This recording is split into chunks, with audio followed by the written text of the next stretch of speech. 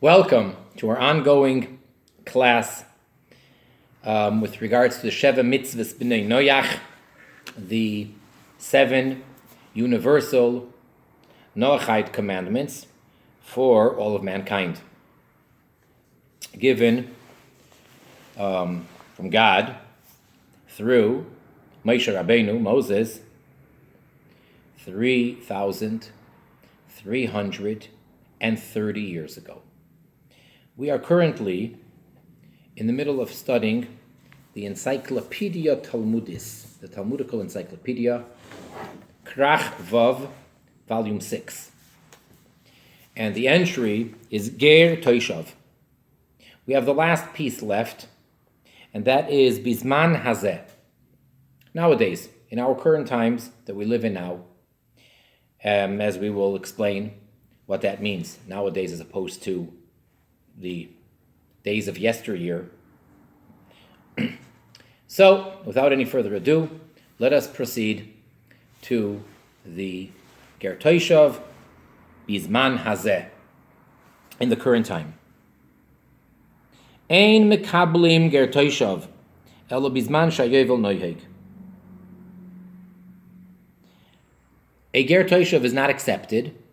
The Jewish community, the Beis Din, does not accept the Ger Toshav unless it's a time where the Yovel, the Jubilee year, is in effect. And this is a direct quote from the Rambam, Maimonides, in a number of places. First, it's based on the Talmud, of course, in the tractate of Erchin, 29a, and then the Rambam in a number of places makes the statement very clear, and he repeats it a number of times, that we do not accept the Ger Toshav unless it is a time when we have the Yovel. And the Yovel, says the Rambam, that Jubilee year is only in effect not only when the Jewish people live in the land of Israel and the temple is standing, but you need to have what he calls Kol Yeshveha Aleha. All of the Jewish people need to be residing in the Holy Land of Israel. Only then is the Yovel, the Jubilee year, in effect. And that basically means that we did not have too many Yovels, historically speaking. The Yovel is every 50 years. And once many of the Jews were exiled during the time of the first temple, rather, so there hasn't been Yovel ever since. Now, how do we know that a Ger Toshav is linked to the Yovel year? Lefi shenemar be'eved ivri, because it says with regards to the Eved Ivri, the Jewish slave, and we are currently on page Shin Gimel, or I should say column Shin Gimel 303. So the verse states as follows: Ki toiv loy imach, for it is good for him with you. Basically, the law, the biblical law of an Eved Ivri, of a Jewish slave owned by a fellow Jew, is that he goes free on the 7th year. And if he chooses on his own accord to stay on, and he wishes to continue to be an Eved, a slave, so then his ear needs to be pierced and nailed to the door, and then he may continue to be an Eved. And even then, he goes out free in the Yovel year. Regardless of how many years are left to the Yovel, it might be just around the corner, and it may be that the Yovel has just passed. Doesn't make a difference. But the wording there is crucial. The words in the verse again, Ki toiv loy imach, for it's good for him with you. V'nemar beger Toshav, and likewise it says with regards to the Ger Toshav, Ba'toiv loy toinenu, in his benefit, in what's good to him, and do not oppress him. So we have the same exact word, toiv, good is being used. And one of the formulas of the oral Torah, of the oral tradition, of how we derive laws from the written law, we know as Jews, the written law, the 5 books of Moses, and the entire Tanakh is pretty much, as far as knowing how to fulfill the rituals, how to keep the commandments, is pretty much worthless without the oral law. That's the Jewish belief, that's the Jewish religion, that when God gave the Torah at Sinai to the entire Jewish nation 3,300 years ago, along with that, God gave the oral law, the interpretation of what each verse and what each commandment means. And it was not written, it's oral, until many generations later, where it had to be written. And then that's what we call today the Talmud. That's the oral law, which is now written as well. So one of the formulas of how to derive a rule is called a Ger Toshav. Ger Toshav basically means when you have a term or a word in one verse, and then you have the exact same terminology or word used in another verse, you can then apply what it says in one to the other, although it only says it by one of them. And we learn out from the Eved Ivri to the Ger Toshav in this formula of Ger Toshav because of the word toiv that it says here and it says the word toiv there. And now we explain, namely, just as the Eved Ivri law only applies when we have the Yovel. So I hope everyone understands that not only do the Jewish people not have slaves nowadays, we haven't had slaves for about 2,500 years. And when you learn about the Eved Ivri, primarily in the beginning of the portion of Mishpatim in the book of Shmois and Exodus, and it tells you about an Eved Ivri, how a Jew can acquire an Eved, and all the details and all the laws. All of that does not apply when we don't have the Yovel, clearly. So since the Eved Ivri doesn't apply unless we have a Yovel, and it uses the word Toiv, so we know that by the Ger Toshav, even though it's not explicit, but it does use the word Toiv with regards to the Ger Toshav, that teaches us that Ger Toshav only applies when we have the Yovel in effect. Kach ein Ger Toshav noeg elo bizman haYovel. Avol bizman hazeh, but nowadays, and again, nowadays does not just mean when the Jewish people find themselves in the diaspora, in exile. Nowadays means ever since we don't have a Yovel. Afilu kibel olav kol hateira kula, chutz midiktuk echad, ein mekablim oisoi.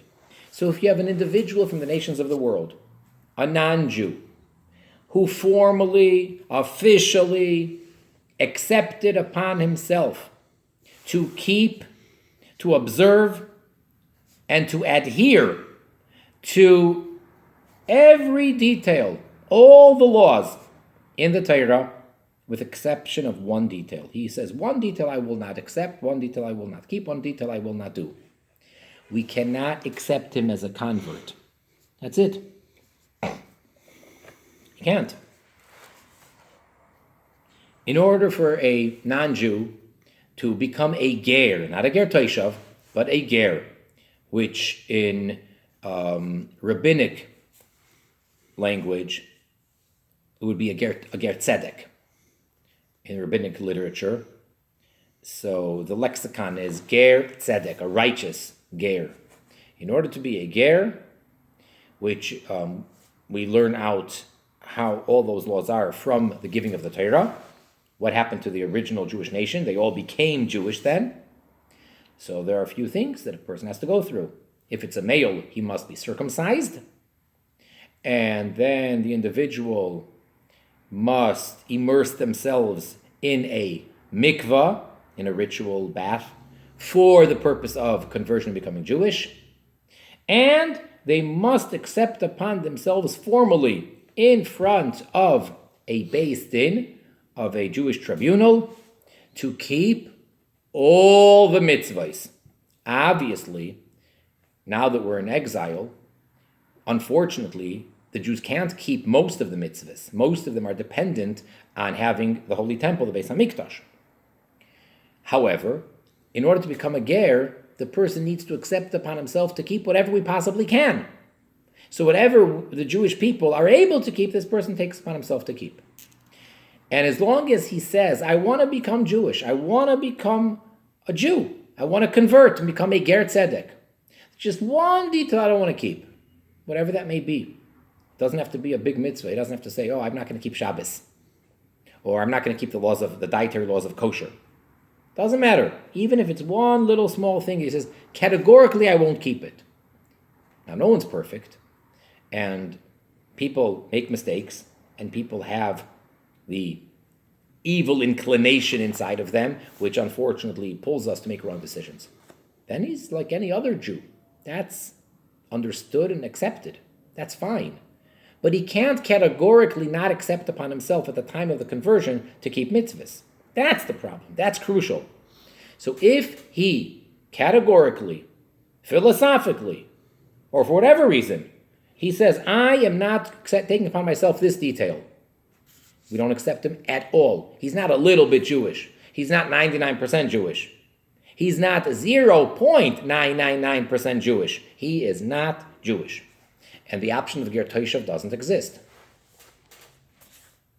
Yesh min harishonim seivrim. So there are amongst the Rishonim, the early post-Talmud codifiers, that hold that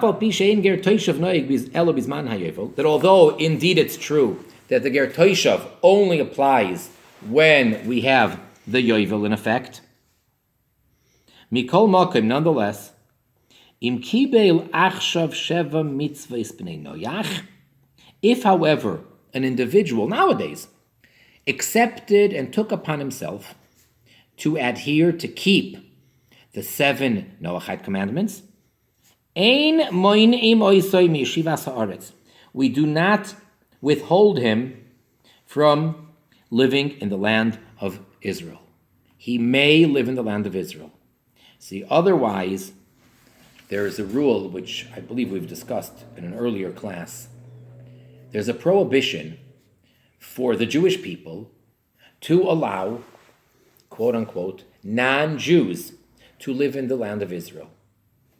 It says, Lo yisechanem, don't give them a place to settle in your land. So a Jew is not allowed to, certainly can't sell him any real estate, any property, a field or a house, whether he can temporarily go through the land and live there, that's a different story. But we can't allow him to have permanent residence there.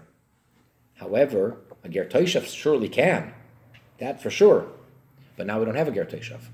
So some of these authorities maintain that although we don't have anyone who's officially in the status of a Ger Toshav, however, if he did accept upon himself to keep the 7 mitzvahs b'nei noyach, which would have made him a Ger Toshav had we had Ger Toshav, therefore, even today, without Ger Toshav, that person is permitted to settle and live permanently in the land of Israel.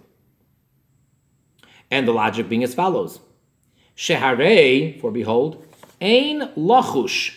There's no reason to be concerned, oid anymore, mishum pen yachtiu oischa, lest they cause you to sin. Kevan shenoi ki Ger Toshav, because he is behaving like a Ger Toshav.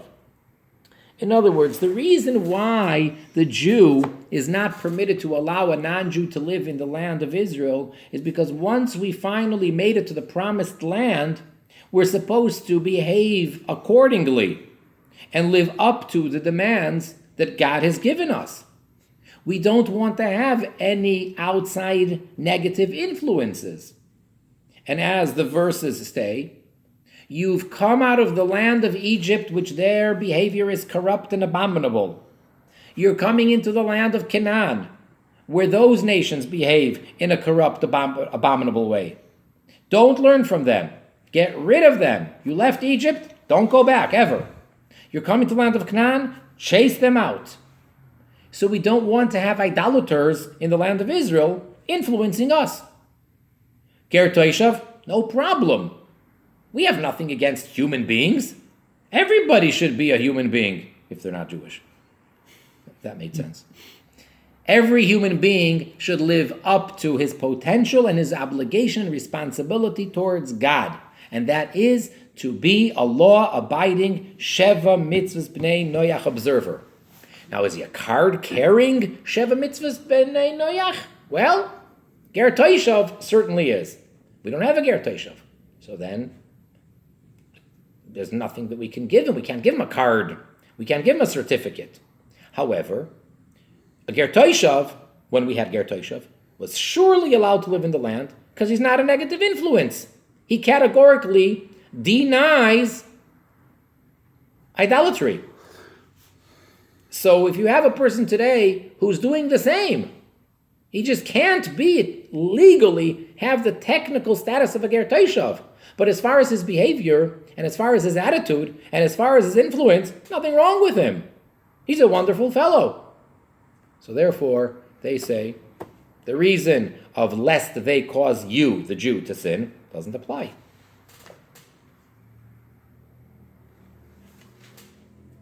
Since he behaves like a Ger Toshav.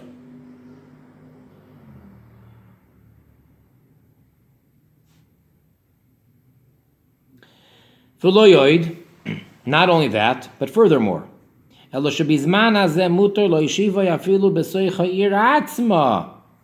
actually, according to some, nowadays there's a bit of a added bonus, if you will, or a leniency that didn't exist when we really had a proper Ger Toshav.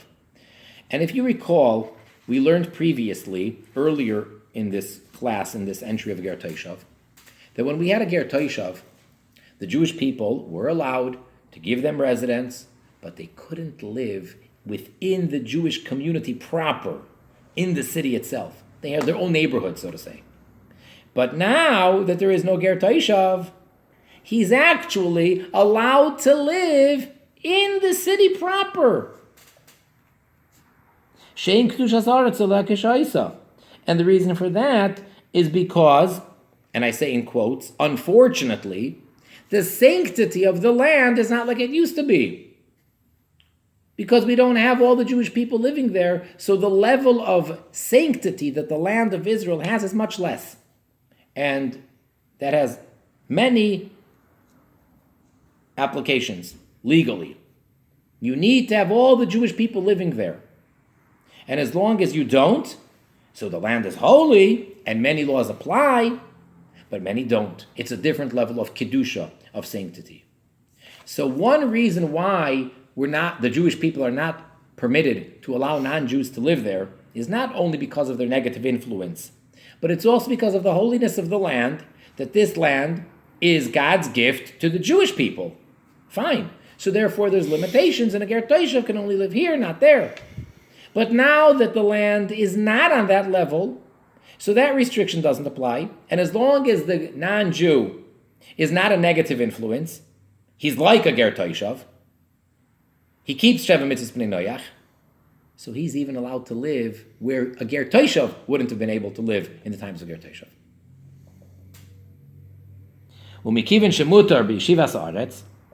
And since, according to what we're saying, he's permitted to dwell and settle in the land proper, so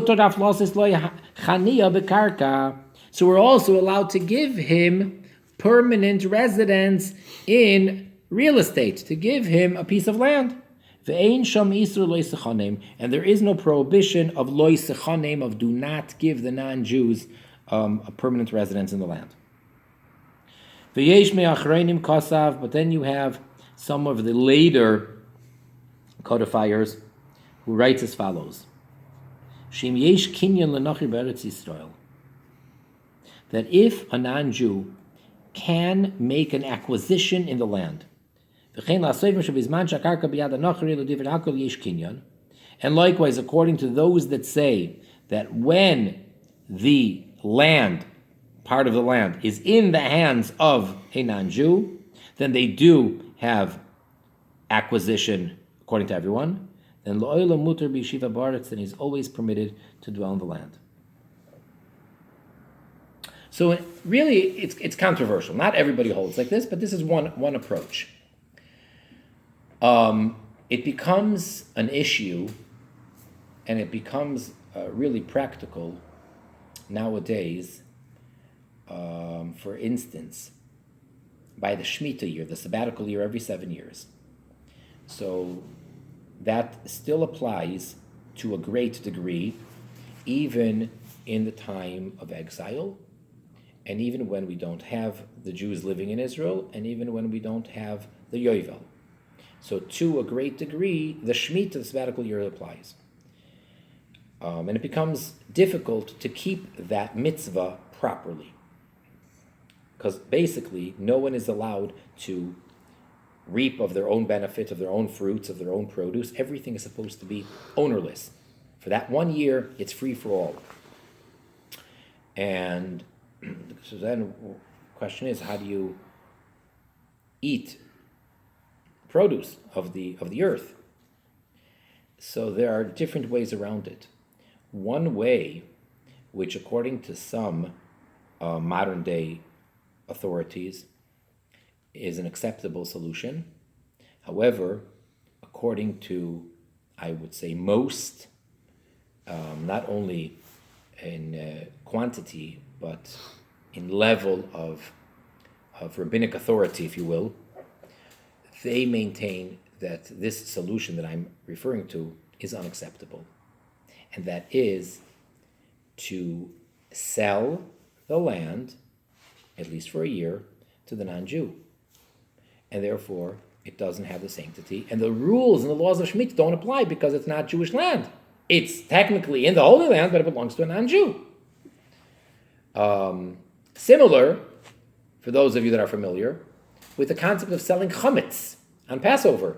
A Jew is not allowed to not only eat, but have, we've discussed this before, not only can a Jew not eat leaven, flour, and water that has risen, but bread, he can't even own it.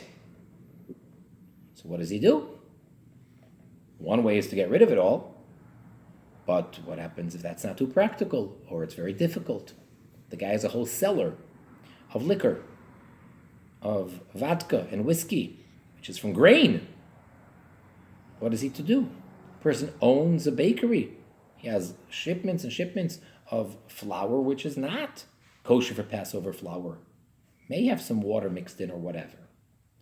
So there's a solution where traditionally now it's accepted every Jew sells his chametz to the non-Jew. And then after Passover, the non-Jew is kind enough to sell it back. In a similar way, in the year of Shemitah, the farmers, etc., some of them sell the property to non-Jews. Sounds like that solution would work. The problem is, are they indeed allowed to do such a thing? And most authorities say, no, it is forbidden. First of all, they're not, well, on many levels. But as far as our discussion right now, are they selling it to a Sheva Mitzvahs law-abiding person?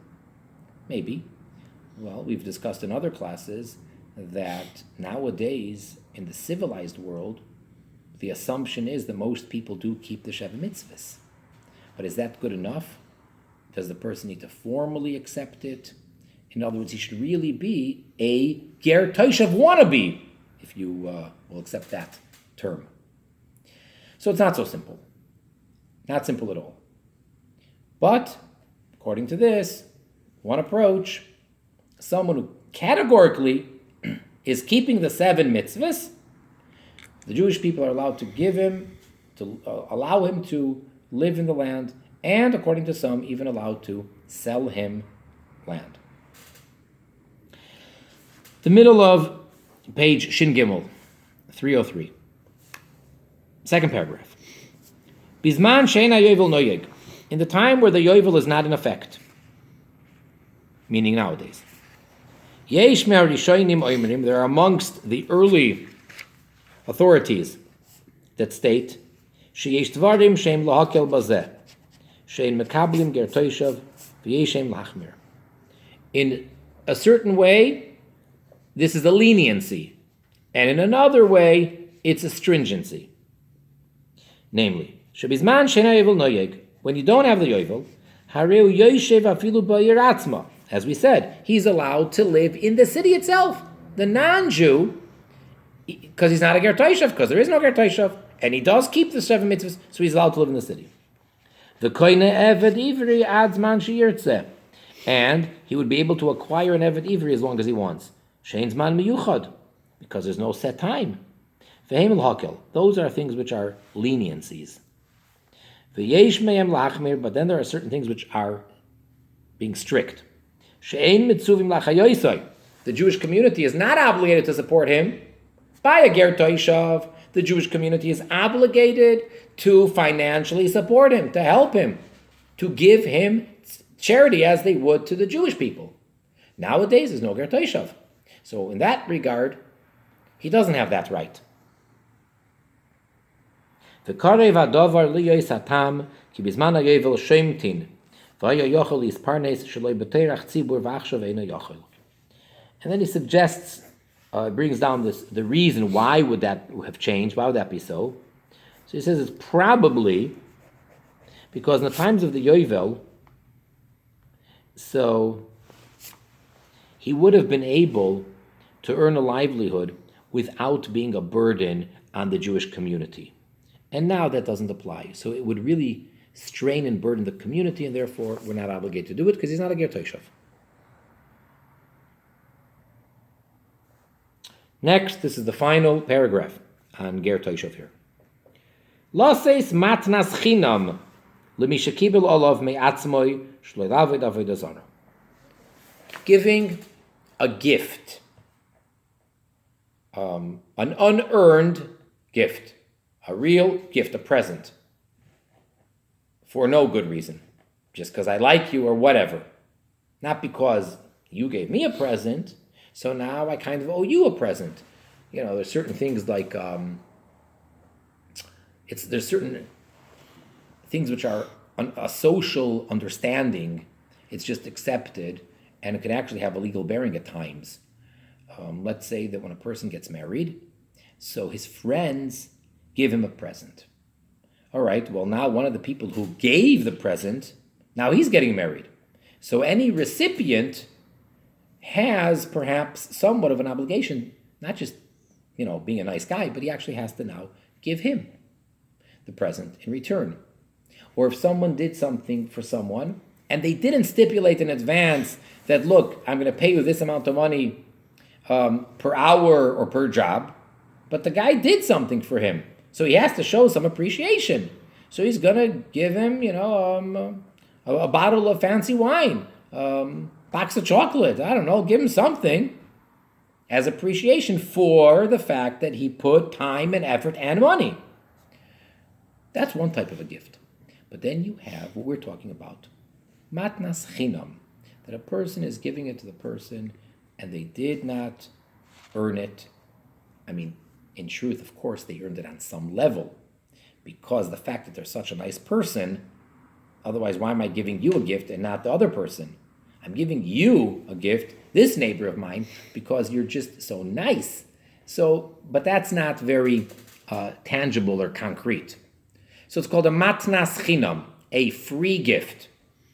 As a rule, as a general rule, a Jew is not permitted to give such a gift to a non-Jew, to an oived avodah zarah, to an idolatrous non-Jew. Loi sechanem, can't give him a gift. Well, what happens when you have a non-Jew who took upon himself that he denies, categorically, rejects idolatry, and does not worship anything other than God Almighty Himself?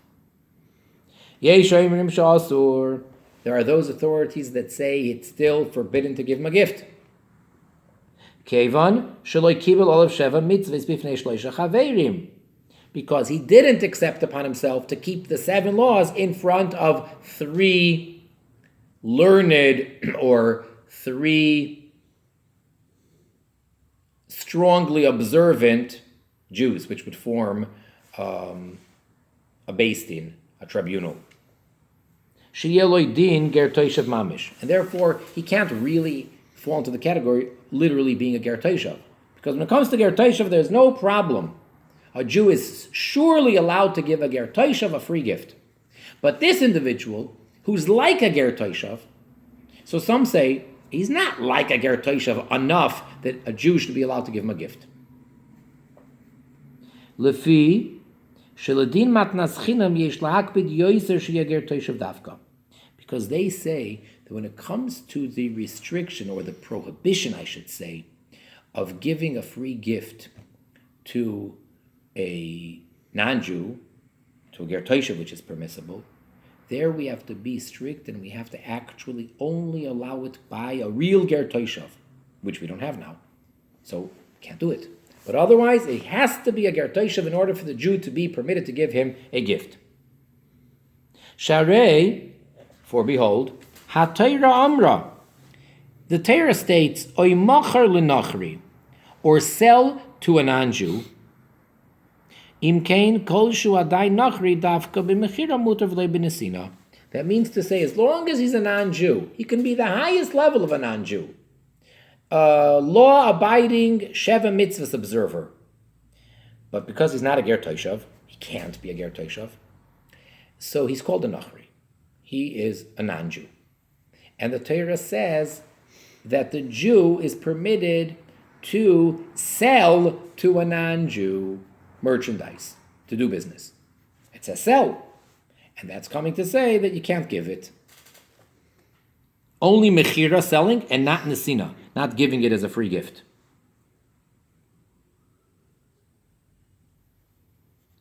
V'yesh cholukim, and then you have other authorities which disagree. V'soivim, and they hold the shemutar lasis lahem matnas chinam, that it is permissible to give a free gift to a non-Jew that would be a ger toshav had we had ger toshav. So, it's a dispute even when it comes down to the actual code of Jewish law. There's an argument there which way it goes. And either way is valid. So if a Jew is looking for, so to say, an excuse not to be able to give his colleagues, his acquaintances, which are keeping the Sheva mitzvahs, but he just can't give them a gift, he has who to rely on, that he should not. And if he's looking for a way to give gifts to these types of people, likewise, he has who to rely on, and he may give them gifts. With that, we conclude the entry of Ger Toshav in the Encyclopedia Talmudit. So, previously, before this, we did Goy, and now we did, just concluded Ger Toshav. The next thing that we're going to do, and this will probably be the next class, is in the laws of Shabbos, of all places, in the Shulchan Aruch, in chapter 304, Shin Dalit, or as it's written, Dalit Shin. We switch around the letters in that case. So there we have a law with regards to the interaction that a Jew has with a non-Jew. And there is one of the most classical commentaries on the Code of Law is referred to by the name of his commentary of his book, the Magen Avraham. And you have the actual text itself of the Code of Law, the Shulchan Aruch, which is the Beis Yosef, Rabbi Yosef Karo, and then you have the glosses of the Ramah, Rabbi Moshe Isserlis, and then you have the main commentaries on the sides of the page, one of which is the Magen Avraham. And based on that Magen Avraham, there is a whole discussion by the Mishnah Berurah, which is otherwise known as the name of the Chafetz Chaim because of the other books that he wrote, and that is Rabbi Yisrael Meir Kagan, who lived one generation ago, and he wrote the Mishnah Berurah, and he wrote another commentary called the Biur Halacha. So in the book, the Mishnah Berurah, which is a commentary on the Shulchan Aruch, on the side you have a Biur Halacha, and it's a long piece where he discusses what can a Jew tell a non-Jew to do on Shabbos and what not, based on a statement made by the Magen Avraham. So let me just briefly give a very, very brief introduction, which perhaps I'll repeat the next class. In the Torah, it says, the verse when it speaks about keeping Shabbos, so it says you must rest, not to do milacha, forbidden labor, not to do any of those on Shabbos.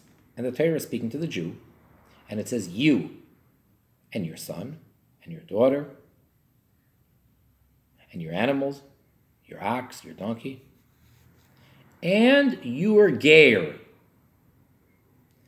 So the question is, why would the Torah have to specify the convert? If we're talking about a ger tzedek, he has to keep everything, as we just said. If he says, I'm going to keep everything except, then we don't accept him. Then he's outside, he's excluded. So why would the Torah have to include a ger? Why would I think otherwise? Otherwise, you could say ger by every single mitzvah, which we don't. Therefore, ger here probably refers to the Ger Toshav. But the question is, Ger Toshav needs to keep Shabbos? And what about the Eved Kenani of a Jew? Does he keep Shabbos? And what about a Sachir, a hired worker? So that's what we're going to get into. And therefore, that will surely have practical application. Nowadays, we need to know one way or the other, what can a Jew request of a non-Jew to do? What can he not? And what kind of a non-Jew? Does it make a difference? And does the Jew need to stop him from doing something for him that he didn't ask for? All of those, which, by the way, that's a separate issue and nothing to do really with this topic in Ger Toshav, but it is worthwhile for non-Jews to know the sugya, the concept, the whole discussion, the whole topic of Amira Linochri, that on Shabbos, a Jew telling a non-Jew to do something. It's not as simple as many Jews think. So therefore, the non-Jew should know his role. And when he's asked to do something, he needs to know, was that all right? Did the Jew have a right to ask me to do it? May I do it? And perhaps yes, perhaps not. So really, the non-Jew would benefit. The Jew would benefit by the non-Jew knowing these laws very well. So let's just open up the Shulchan Aruch. And this is Shin Dalit. Or as I said, Dalit Shin.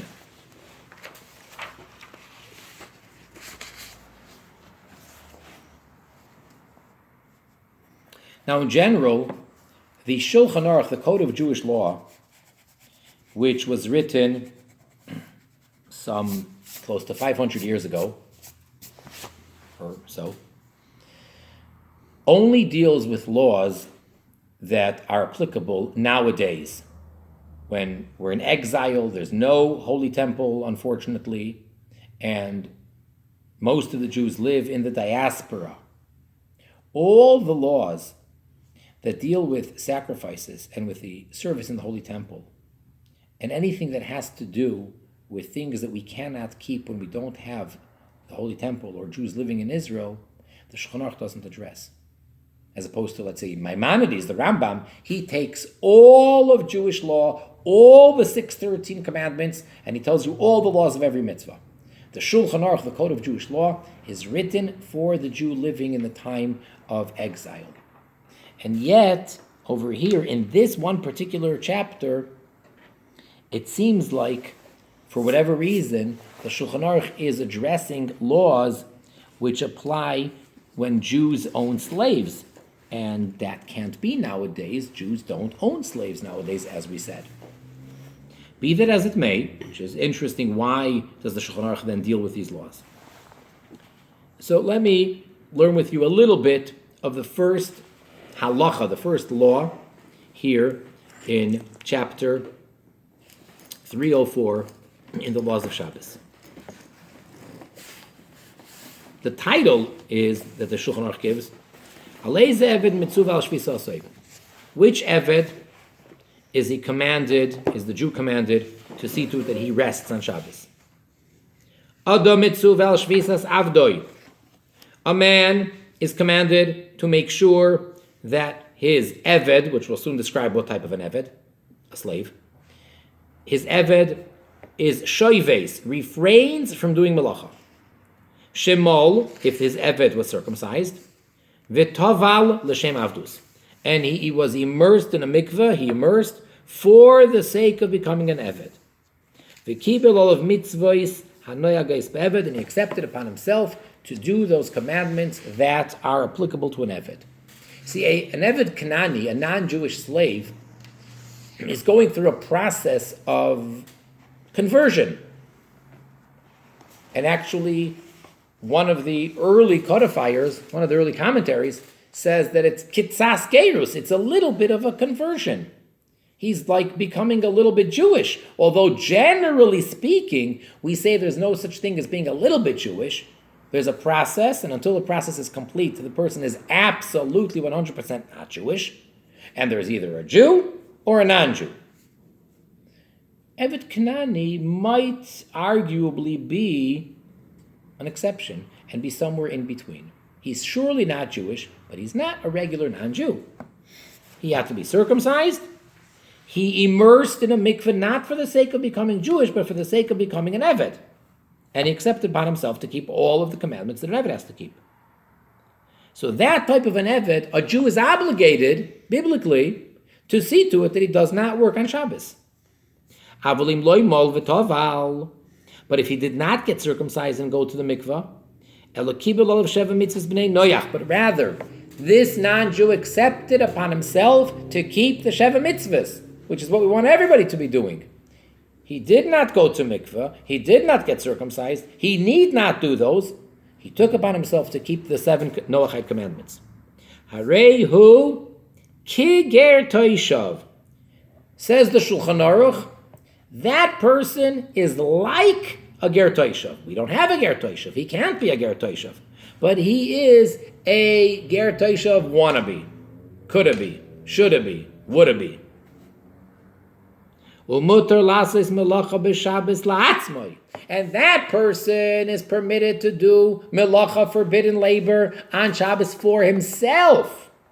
He can do whatever he wants, quote unquote, to desecrate the Shabbos for himself. Havoloi le'raboi, but not for his master, not for his owner, not for the Jew that he belongs to.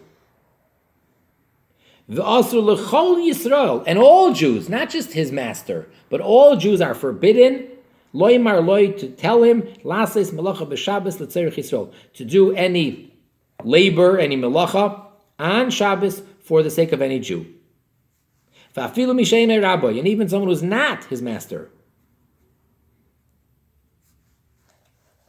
Furthermore, now a third type of a non-Jew, v'im loy kibel olav shum mitzvah. How about if this non-Jew didn't take upon himself any mitzvah? El adainu kusi gomur, but rather he's still an absolute goy. Dinoi shavel lekibel olav sheva mitzvahs. Then his status, the legal status, is equal to the second type of a person that we mentioned, who accepted upon himself to keep the 7. In other words, that person is still only allowed to do things for himself, but no Jew is allowed to direct him to do any malacha for any Jew. I think we'll leave it at this, and we'll be able to maybe review a little bit and hopefully just continue from here. And then, as I mentioned, we have the Magen Avram and the Biur Halacha to see. So until next time, I'd like to wish everybody be well and continue serving God and keeping the 7 mitzvahs b'nei Noyach. And we should all do our share to bring about the complete and full revelation of Mashiach in the immediate, not just future, but the immediate redemption now.